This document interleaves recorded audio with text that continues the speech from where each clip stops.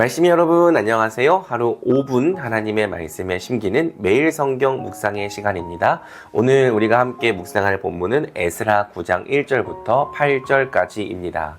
에스라를 시작하면서 제가 에스라는 크게 두 가지 이야기로 되어 있다고 했습니다. 하나는 먼저 예루살렘으로 돌아왔던 스룹바벨과 예수와 세대가 성전을 재건해 나가는 이야기이죠. 그리고 다른 하나는 후에 돌아왔던 에스라 학사가 유다 백성들을 영적으로 개혁해 나가는 이야기입니다. 지난 본문까지 우리는 에스라 학사가 어떻게 페르시아에서 예루살렘까지 돌아올 수 있었는지를 살펴보았죠. 오늘 본문은 드디어 에스라가 유다 백성들을 개혁해 나가는 이야기를 보여줍니다. 사실 에스라는 유다 백성들을 개혁하려고 돌아왔던 것은 아닙니다. 그는 유다 백성들에게 율법을 가르치려고 하는 마음을 품고 돌아왔죠. 그런데 에스라가 돌아와서 보니까 유다 백성들에게 심각한 문제가 있었습니다. 바로 그들이 이방 족속들과 서로 통혼을 하며 언약을 맺고 있었다는 거예요. 이는 단순히 몇몇 소수에 그치는 일이 아니었습니다. 성경은 제사장이나 레위 사람들마저도 이방 백성과 관계를 끊지 않고 그들이 행하는 역겨운 일을 따라서 하고 있다고 증언합니다. 뿐만 아니라 이방 사람들의 딸을 아내로 또는 며느리로 맞이하였으므로 주변의 여러 족속의 피가 거룩한 핏줄에 섞여 간다고 이야기를 하죠. 지도자와 관리라는 자들이 오히려 이러한 일에 앞장을 서고 있다는 현실을 에스라가 목도하게 된 거예요. 국제 결혼이 나쁜 것이냐라고 물어보는 분들도 계실 텐데 물론 오늘날에는 아무 상관이 없습니다. 이는 구약 시대에 하나님께서 특별히 금지하신 일이었습니다. 왜냐하면 오늘날에도 마찬가지이지만 결혼을 한다는 것은 서로 언약을 맺고 동맹이 되어 교류한다는 뜻이거든요. 하나님은 이스라엘이 가나안 땅에 들어갔을 때 그들이 가나안 족속과 언약을 맺고 서로 통혼을 하는 것을 금지하셨습니다. 이는 그들과의 언약과 교류를 통해 거룩한 백성 이스라엘 민족이 그들의 음란하고 악한 문화를 받아들일 것과 또 그들의 우상을 섬기게 될 것을 경계하셨던 말씀이죠. 실제로 이 죄는 유다와 이스라엘이 멸망에 이르게 된 죄였기도 합니다. 그들은 이방 족속과 언약을 맺고 혼인하며 우상을 섬기다가 결국 하나님의 심판을 당했죠.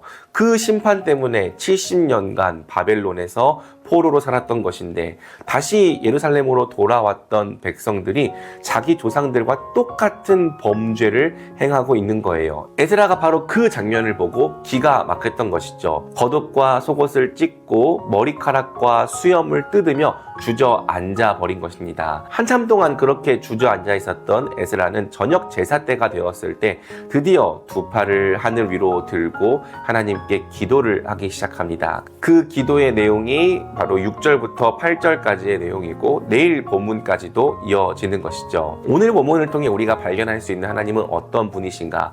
그것은 에스라의 기도 속에서 발견할 수 있습니다. 에스라는 이렇게 고백합니다. 8절입니다. 그러나 주 우리 하나님께서는 비록 잠깐이기는 하지만 우리에게 자비를 베푸시어 우리 가운데서 얼마쯤을 살아남게 하셨습니다. 또한 주님께서 거룩하게 여기시는 곳에 우리가 살아갈 든든한 터전을 마련하여 주셨습니다.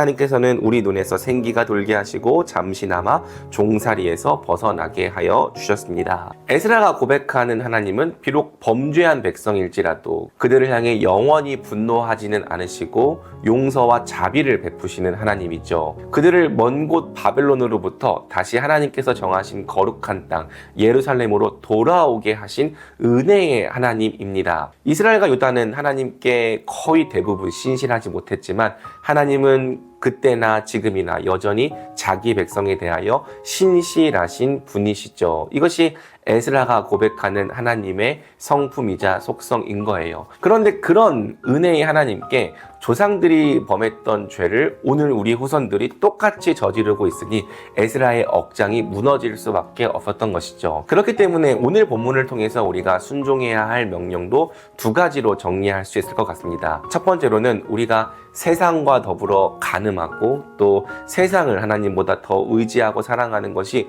얼마나 크고 심각한 죄인지를 다시 한번 깊이 깨달아야 한다는 거예요. 왜 유다 백성들은 가나안 족속과 언약을 맺고 그들과 통혼했을까? 여러 가지 이점이 많았겠죠. 먼저 가나안 땅에 정착하고 있었던 그들과의 혼인을 통해 잠재적인 위협을 제거하고 안전한 삶을 얻을 수 있었을 거예요. 또 그들로부터 여러 도움들을 얻을 수 있었겠죠. 특별히 유다 백성들은 가나안 땅을 오랫동안 떠나 있었지만 가나안 족속들은 그곳에 계속 머물러 살았기 때문에 그들로부터 발전된 기술들이나 농사 방법들을 배울 수 있었을 것입니다. 여러모로 이방인들과 섞이고 혼인하여서 하나가 되어가는 것이 인간적인 눈으로 볼 때에는 지혜로웠던 것이죠. 그러나 그 모든 행위가 하나님께서 보시기에는 악한 일이었습니다. 우리 하나님은 우리가 세상도 사랑하며 하나님도 사랑하는 것을 결코 허용하지 않으시죠. 세상과 하나님을 더불어 섬기려 하는 이 죄를 간음이라고 말씀하십니다. 우리가 생각하는 것 이상으로 하나님과 우상을 겸하여 섬기는 죄는 심각한 죄이죠. 어느샌가 우리가 그러한 죄에 익숙해져 있지 않은지, 무뎌져 있지 않은지 돌아보기 원합니다. 그리고 에스라처럼 그러한 죄에 우리가 아파하는 마음을 가지면 좋겠습니다. 어디서부터 내가 하나님보다 세상을 더 의지했는지, 어떤 우상들을 하나님보다 더 사랑했는지를 생각해 보면서 우리가 아파하고 이것을 심각한 죄로 여기는 마음을 회복하면 좋겠습니다. 그리고 두 번째로 우리가 본문을 통해 찾게 되는 순종의 명령은 바로 회개의 명령이죠. 우리는 그저 죄의 심각성을 아는 것으로 끝내서는 안 됩니다. 우리는 하나님 앞에서 우리의 죄를 회개해야 합니다.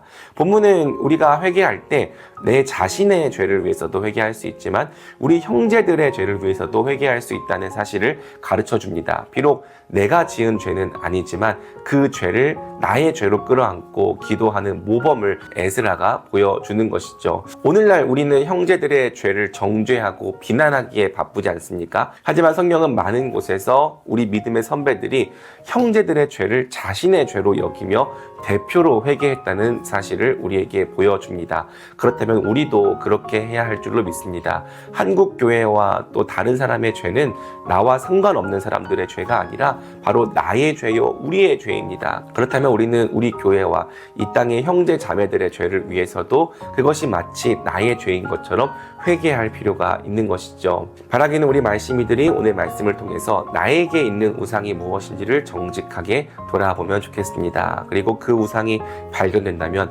회개하는 자들, 내 자신의 죄를 위해서도 회개하고 우리 형제 자매들과 교회를 위해서도 회개하는 자들이 되기를 원합니다. 우리 하나님께서 바로 그러한 기도에 응답하시고 역사할 것을 믿으며 우리 같이 기도하면 좋겠습니다. 기도할까요? 하나님 아버지, 우리는 오늘 본문을 통해서 하나님과 세상을 겸하여 섬기는 것이 얼마나 하나님 앞에서 크고 두려운 죄인지를 다시 발견하게 됩니다.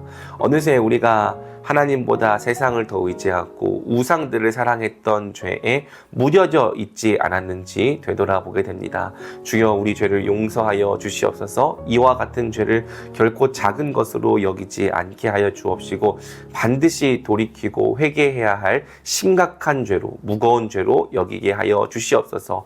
회개하는 것을 통해 우리의 삶이 회복되고 개혁될 수 있는 여지를 허락하여 주시옵소서. 특별히 오늘 본문을 통해서 우리가 우리 자신의 죄를 위해서도 회개하지만 우리 형제 자매 또 우리 교회들을 위해서 기도할 수 있다는 것도 배우게 됩니다. 주님, 다른 사람의 죄를 볼 때에 그것을 보고 비난하고 정죄하기보다는 먼저 회개할 수 있도록 은혜를 베풀어 주시옵소서. 형제의 죄는 바로 나의 죄인 것을 우리가 생각하며 아파하고 애통해하게 하여 주시옵소서. 우리가 하나님 앞에 나아가 기도할 때 주께서 우리의 기도를 들으시고 우리 자신과 형제 자매들과 교회들을 고쳐 주시옵소서. 오늘도 주님께서 우리의 연약함을 불쌍히 여겨주시고 우리의 죄들을 용서하여 주시며 우리를 새롭게 하여 주실 것을 간절히 사모하며 이 모든 말씀 우리 주 예수 그리스도의 이름으로 기도드립니다. 아멘.